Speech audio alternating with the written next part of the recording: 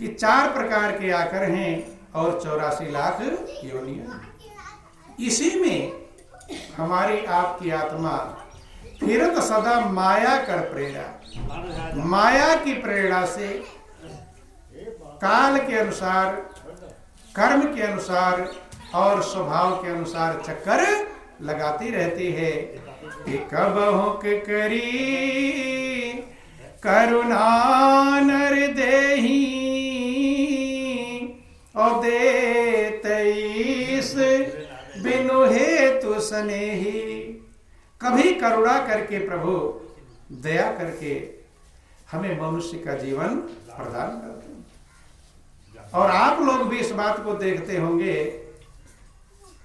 कि जो सुविधाएं, जो व्यवस्थाएं मनुष्य के पास मौजूद है वो अन्य किसी पशु पक्षी के पास मौजूद नहीं। बंधु, सबसे बड़ी चीज जो प्रभु ने, देखो खाते पीते सोते जागते सब हैं, लेकिन बोलो वृंदावन बिहारी लाल की जय, उमापति महादेव की जय। लेकिन मनुष्य को जो सबसे बड़ी चीज प्रभु ने दिया है वो अक्ल दिया है। क्या दिया है? अकल।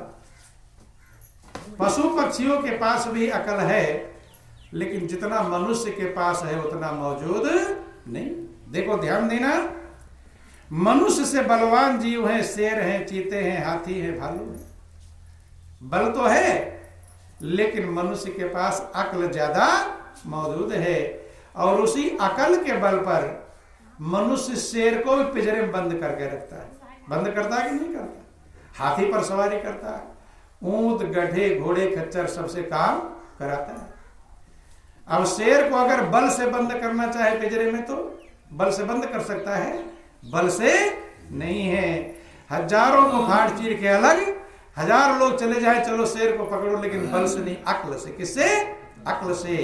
बंधु महापुरुष कहते हैं मनुष्य की देह गुणकारी, अकल पशुओं से है न्यारी, और प्रभु की है दया भारी। प्रभु की भारी दया है। सबसे ज्यादा अक्ल आपको दिया प्रभु ने, और सबसे ज्यादा सामान भी आपके पास मौजूद है कि नहीं? जितने सामान मनुष्य के पास में है, क्या इतना पशु पक्षियों के पास है? आप यहाँ लोग, आप लोग बैठे हैं, आपसे पूछें कि आपके पास कितना सामान है तो बता देगा कोई? घर पर जाएंगे, गिनेंगे, और गिनने के बाद भी जरूरी नहीं कि पूरा गिन लें, तमाम सारे सामान छोटे। इतना सामान मनुष्य के पास मौजूद है बंधुओं, और सबसे ज्यादा अक्ल है, और देव दुर्लभ मनुष्य का जीवन भी पाया हुआ है। और दूसरी चीज है, सब पर मनुष्य का कब्जा है। कब्जा है कि नहीं? यद्यपि सब लोग ये चाहते हैं, सबके मन में एक विचार रहता है कि लोग मेरे अनुसार चले। चाहते हैं कि नहीं चाहते? आपके घर में आप रहते हो तो आपका मन क्या कहता है कि घर वाले मेरे अनुसार चले, मेरा कहना माने। चाहते हैं कि नहीं चाहते? और यही जब आपके चाहने के अनुसार नहीं होता तो झंझट हो जाती है। हो जाती कि नहीं हो जाती? बोलो वृंदावन बिहारी लाल। लेकिन जितने जीव है संसार में, मनुष्य ने सब पर कब्जा कर लिया है। कब्जा है कि नहीं? कोई ऐसा जीव नहीं जिसके ऊपर मनुष्य का कब्जा ना हो। शेर पर भी कब्जा है, हाथी पर कब्जा है, पशु पक्षी जितनी हैं, ऊंट, गधे, घोड़े, खच्चर, सब पर इसका कब्जा है। और सबसे ज्यादा सामान इसके पास में है, और सबसे ज्यादा अक्ल भी मनुष्य के पास मौजूद है। लेकिन सबसे बड़े अफसोस की बात है कि मनुष्य के पास सबसे ज्यादा टेंशन भी मौजूद है कि नहीं? इतना टेंशन, इतना चिंता और दूसरे के पास मौजूद नहीं है। देखो ध्यान देना, पशु का आप पेट भर दो, चारा खा लिया, आराम से खर्राटे भर कर सोएगा, कुछ समय के लिए तो निश्चिंत हो ही गया। ठीक है, कल जब भूख लगेगी तब बेचैन होगा। लेकिन मनुष्य अच्छे अच्छे व्यंजन खिला दो, मखमल के गद्दे पर लिटा दो, फ्रिज, कूलर, एयर कंडीशन, नौकर चाकर, धन के भंडार, सारी चीजें मौजूद रहती हैं, लेकिन चिंता के मारे उसे रात रात नींद नहीं आती। यहां भी आप लोग बैठे हैं तो यहां भी कोई ना कोई चिंता दिमाग में घूमती रहती। ध्यान देना, गौर करना, क्या किया सबसे ज्यादा अकल लेकर के, क्या किया सबसे ज्यादा सामान लेकर के, क्या किया सबसे ज्यादा सब पर कब्जा कर करके, जब अपना टेंशन खत्म नहीं कर पाया, अपनी चिंता नहीं खत्म कर पाया, अपने जीवन को आनंद मग्न नहीं कर पाया, तो उस अक्ल की कोई कीमत नहीं। महापुरुष समझाते हैं कि बंधुओं, हर समय मनुष्य चाहता मैं खुशहाल रहूं, आनंद मग्न हो जाऊं, शांति में बन जाऊं, यही सब चाहते हैं और उसी के लिए जन्म से अब तक प्रयत्नशील हैं, प्रयास करते रहते हैं। लेकिन महापुरुष कहते हैं आधी रात को भी अगर नींद खुल जाती है तो कोई ना कोई चिंता दिमाग में घूम जाता, कल ये कैसे होगा, वो कैसे होगा। इसलिए महापुरुष कहते हैं, छोटा सा भजन सभी लोग दोहराएंगे, बोलो वृंदावन बिहारी लाल की जय। हर क्या हाल कहूँ अपने घर का सुख तो है, लेकिन चैन नहीं। क्या हाल कहूँ अपने घर का सुख तो है, लेकिन चैन नहीं। सुख के सामान तो बटोर लिया, लेकिन वो सामान सुखी कर पाए नहीं। भाई सारे सामान क्या बटोरा, सुख के ही सामान, चाहे वो धन हो, चाहे बिल्डिंग हो, चाहे कार हो, चाहे बेटा हो, चाहे बेटी हो, फ्रिज, कूलर, एयर कंडीशन हो, गाड़ी, जो भी बातें आपने किया है, किसके सामान है? सुख के सामान है। कि क्या हाल कहूँ अपने घर का सुख तो है, लेकिन चैन नहीं। क्या हाल कहूँ अपने घर का सुख तो है, लेकिन चैन नहीं। घर में बहुएं और बच्चे हैं, नौकर भी अच्छे अच्छे हैं। घर में बहुएं, बोलो सब, नौकर भी अच्छे मौजों से भरे समंदर हैं। सुख तो है, लेकिन चैन नहीं। मौजों से भरे समंदर हैं। सुख तो है, लेकिन चैन। मौज के सामान भी हैं, लेकिन चैन मिलता नहीं। कि भोजन भी अच्छे मिलते हैं, बिजली के पंखे चलते हैं। भोजन भी अच्छे मिलते हैं, बिजली के पंखे चलते हैं। फ्रिज, कूलर, एयर कंडीशन है। सुख तो है, लेकिन चैन नहीं। फ्रिज, कूलर, एयर कंडीशन है। सुख तो है, लेकिन चैन नहीं। क्या हाल कहूँ अपने घर का सुख तो है, लेकिन चैन नहीं। क्या हाल कहूँ अपने घर का सुख।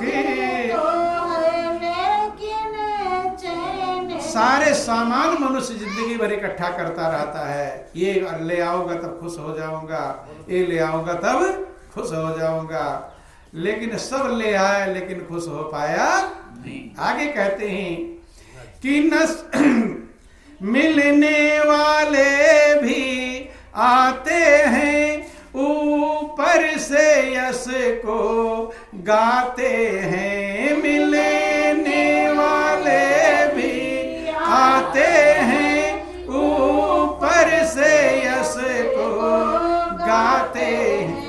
पर उन मित्रों के मिलने से सुख तो चैन नहीं, पर उन मित्रों के मिलने से सुख तो है, लेकिन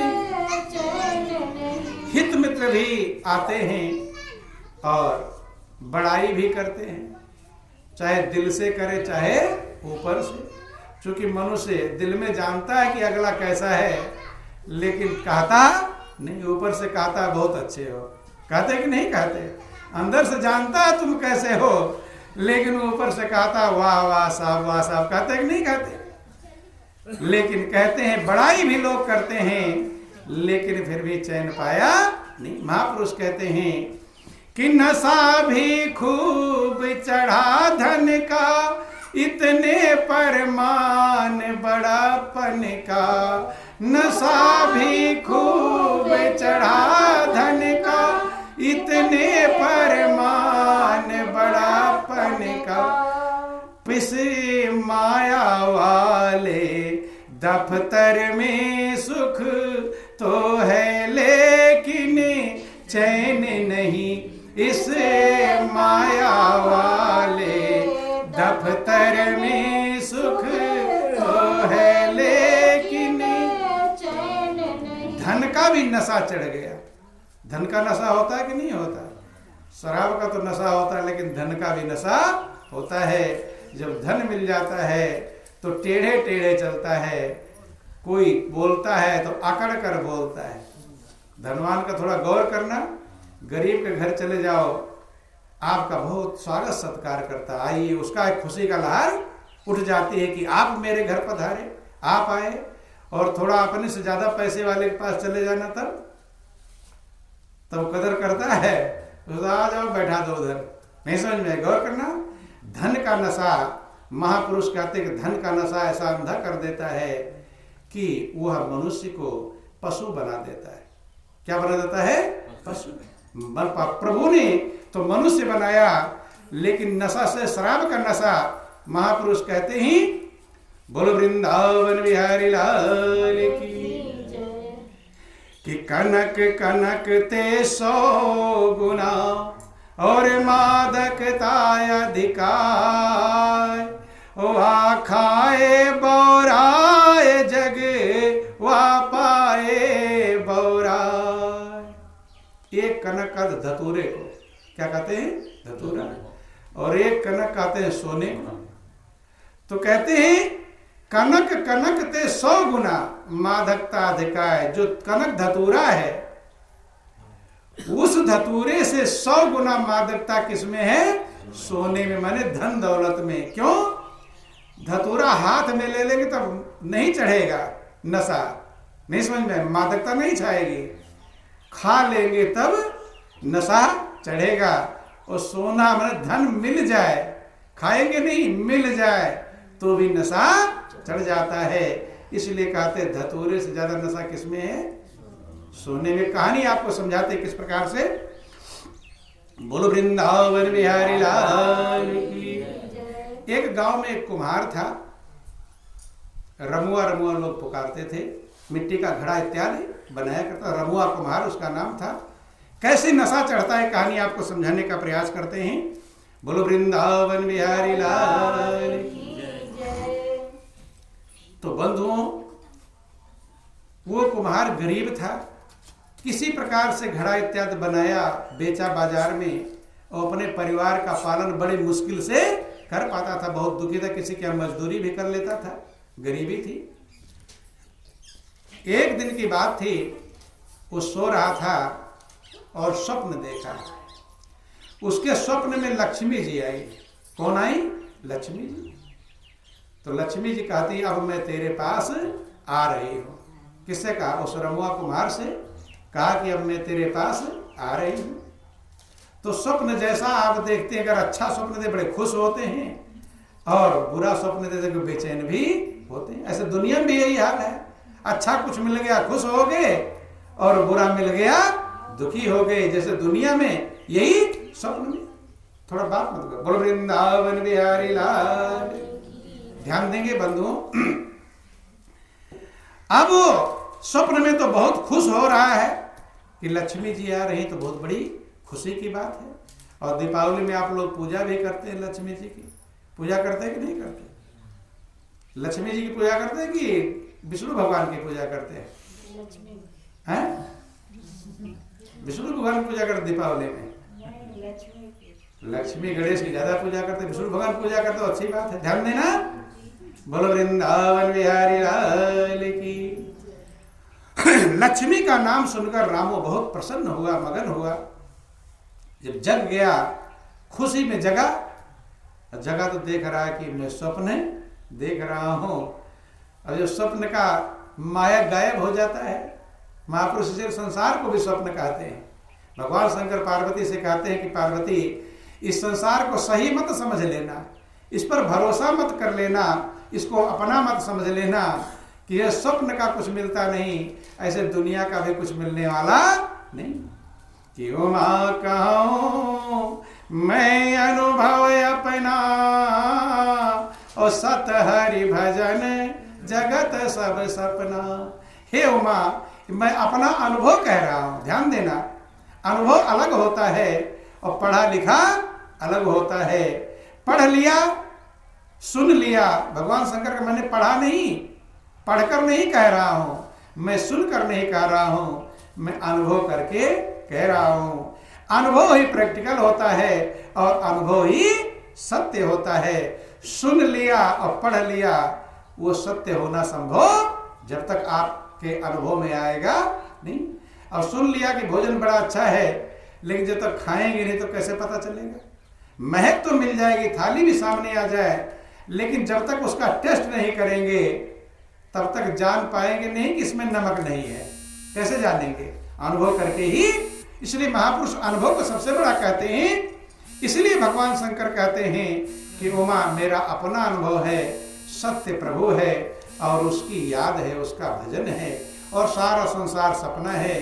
स्वप्न में जैसे ढेर सारा रुपया मिल रहा हो, जेब भी भर गया, थैला भी भर गया, घर भी भर गया, कहाँ रखूं, अब जगह नहीं मिल रही, खुशी का ठिकाना नहीं है। लेकिन जैसे जगेगा